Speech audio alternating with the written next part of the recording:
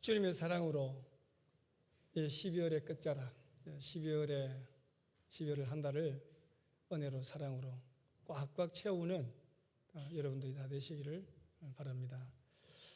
시대별 교회의 특징이 있다고 합니다.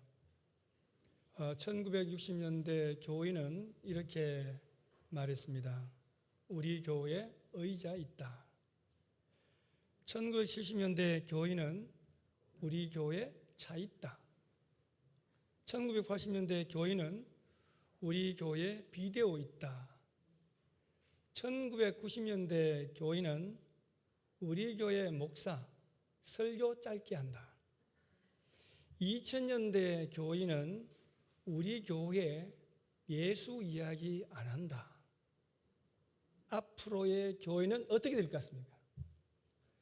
앞으로의 교회는 아마도 이렇게 말할지도 모르겠습니다. 우리 교회 일하지 않는다. 여러분, 요한복음 5장 17절에서 예수님께서는 제자들에게 내 아버지께서 이제까지 일하고 계시니 나도 일한다. 그렇게 말씀을 하셨습니다. 하나님은 어제도 오늘도 내일도 일하십니다. 하나님은 성령으로 성도들에게 임해서 당신께서 계획하신 일들을 진행하고 계십니다. 주님의 탄생을 기다리는 대림절이 시작되었습니다.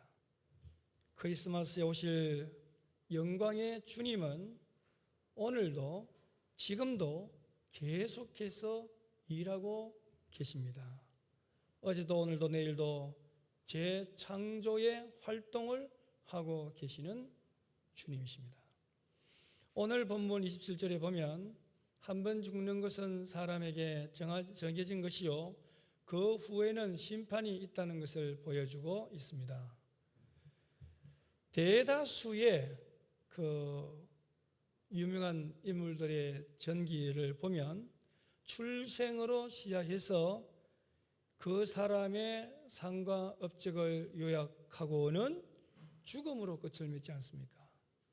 그러나 예수님의 경우 우리는 그 이상을 훨씬 더 많은 것을 말해야 합니다. 예수님의 전기는 그분의 죽음에서 끝나지 않습니다. 주님은 죽으셨다가 살아나셔서 지금도 그분의 목적대로 활동하시는 분이십니다. 이 시간 예수님은 어떤 일을 하시는지, 하실 것인지에 대해서 알아보도록 하십시다. 첫째로 예수님이 하신 일에 대해서 알아보도록 하겠습니다. 본문 26절 말씀을 보십시오. 이제 자기를 단번에 제물로 드려 죄를 없이 하시려고 세상 끝에 나타나셨느니라.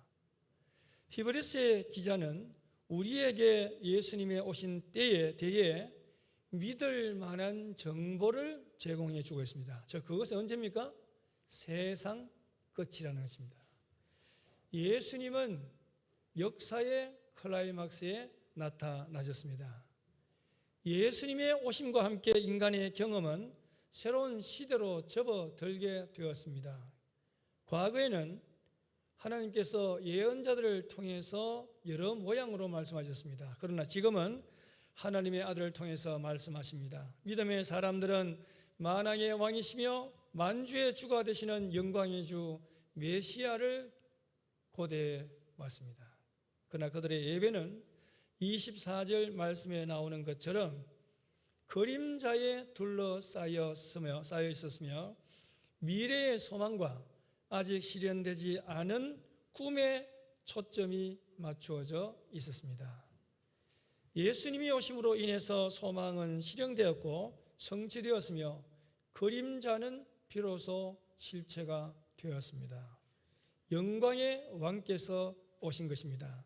새 시대가 시작되었습니다. 우리는 세상 끝에 서 있습니다. 왕이신 예수님께서 오셨기 때문입니다. 주님이 왜 오셨습니까? 자기를 단번에 제물로 드려 죄를 없게 하시려고 오셨다는 것입니다.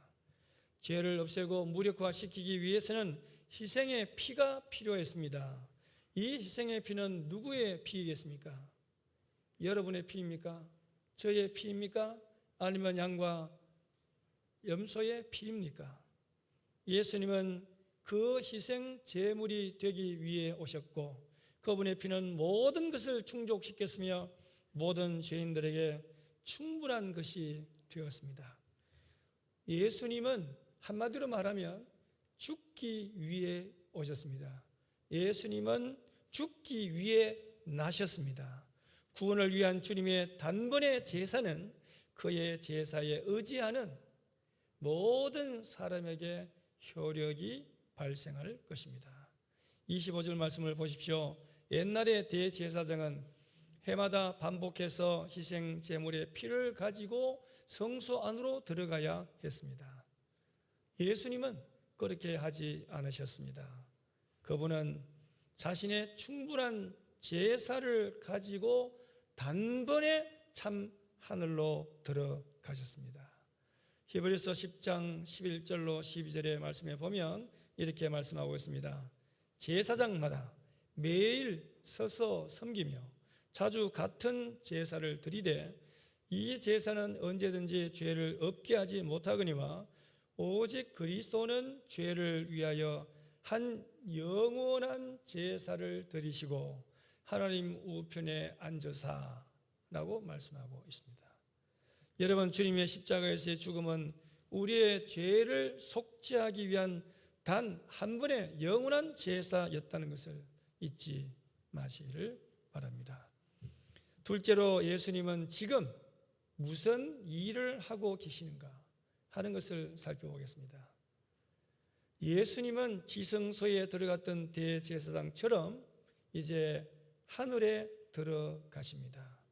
그분은 참 하늘에 자신의 희생의 피를 적용시키시고 그것으로 아버지 하나님 앞에서 그 백성을 위해서 무엇을 할까요?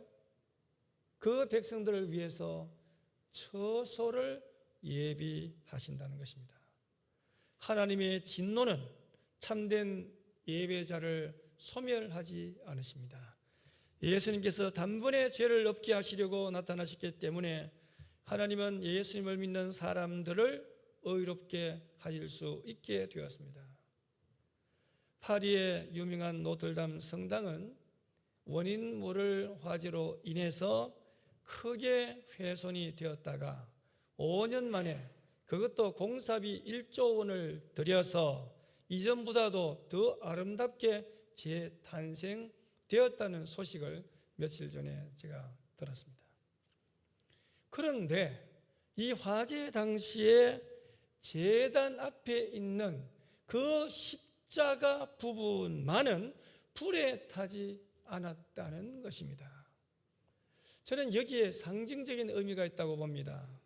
십자가는 어떤 힘으로도 맹렬한 화마로도 소멸시킬 수 없다는 것입니다.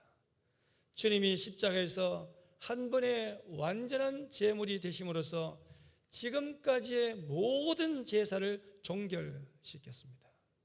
여러분, 예수님은 지금 하나님 우편에 앉아 계심을 저는 믿습니다. 주님이 하늘에서 지금 하고 계시는 일은 무엇일까요? 그분의 백성을 위해서 처소를 예배하시는 일입니다. 여러분, 정말 감격스럽지 않습니까? 예수님께서 지금 저와 여러분들이 장차 천국에서 지낼 처소를 예배하고 계신다는 사실은 얼마나 흥분되며 감격스러운 일입니까? 또한 예수님은 지금 그리고 항상 우리를 위해서 간구하신다고 히브리서 7장 25절에 말씀하고 있습니다. 요한일서 2장 1절에 만일 누가 죄를 범하면 아버지 앞에서 우리에게 대언자가 있으니 곧 의로우신 예수 그리스도시라, 그렇게 말씀하고 있습니다. 우리는 별로 기도하지 않거나 선별적으로, 간헐적으로 어떤 위기 때 기도하는 경우가 많습니다. 그러나 우리 주님은 그렇지 않다는 것입니다. 우리를 위하여 하나님 옆에서 늘 간구하시는 분이시라는 것입니다.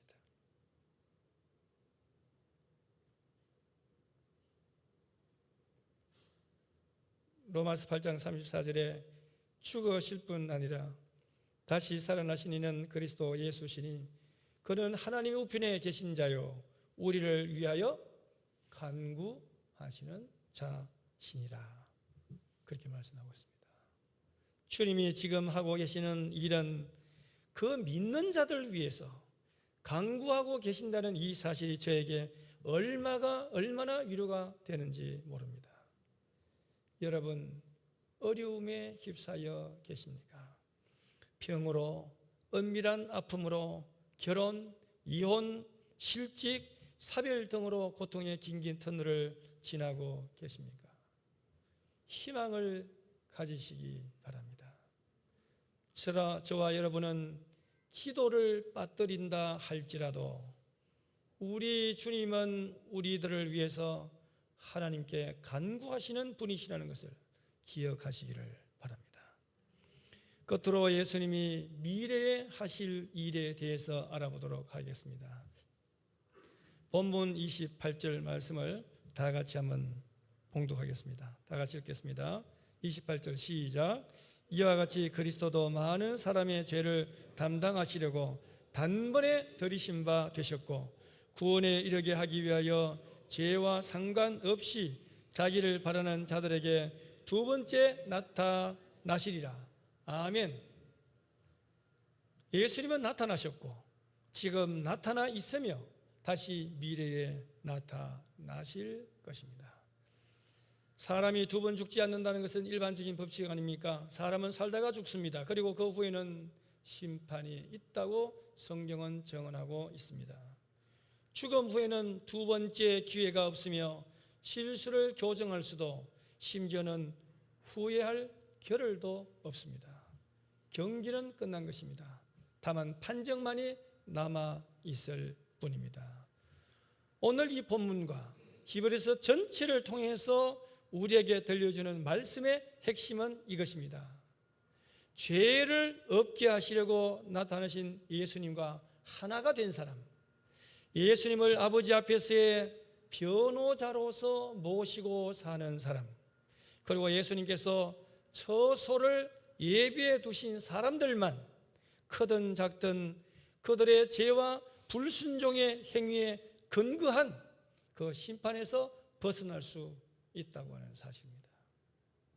주님이 미래에 하실 일은 다시 말씀드리지만 우리를 구원에 이르게 하기 위하여 죄와 상관없이 자기를 바라는 자들에게 두 번째 나타나실 것입니다.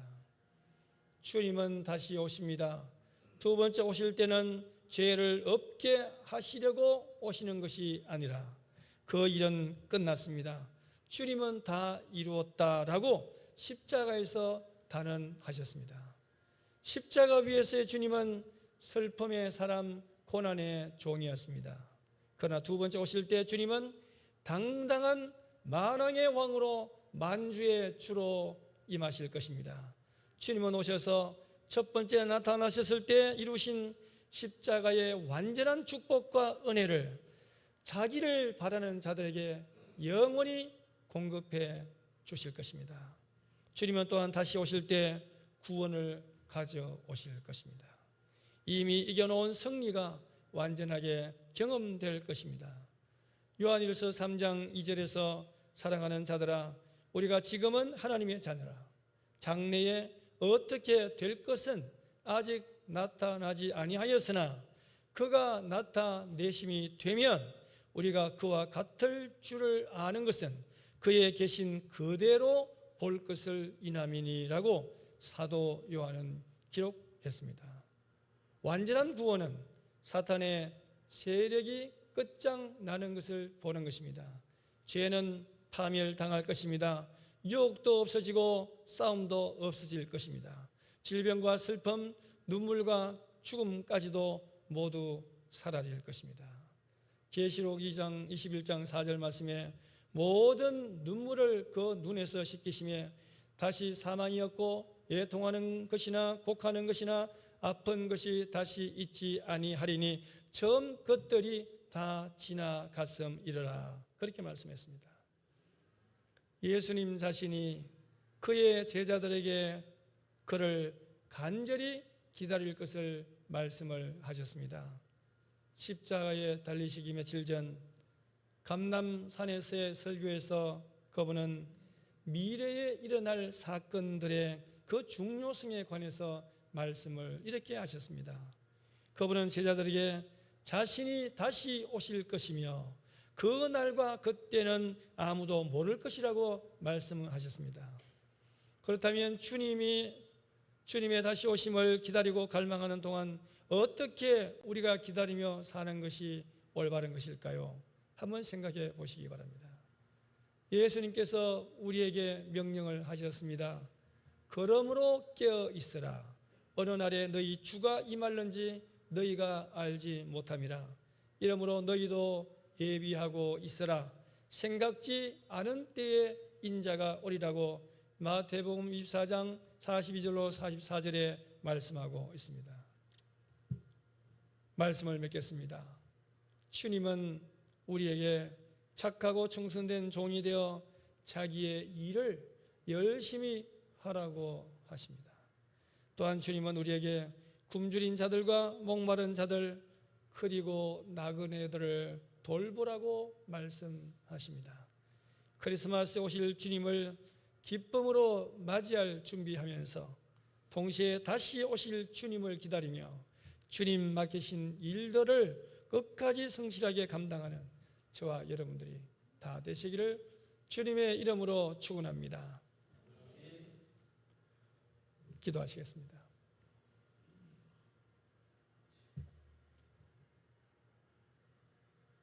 주님, 말씀을 전했습니다. 이 말씀이 우리 마음에 잘 새겨질 수 있게 도와주시옵소서.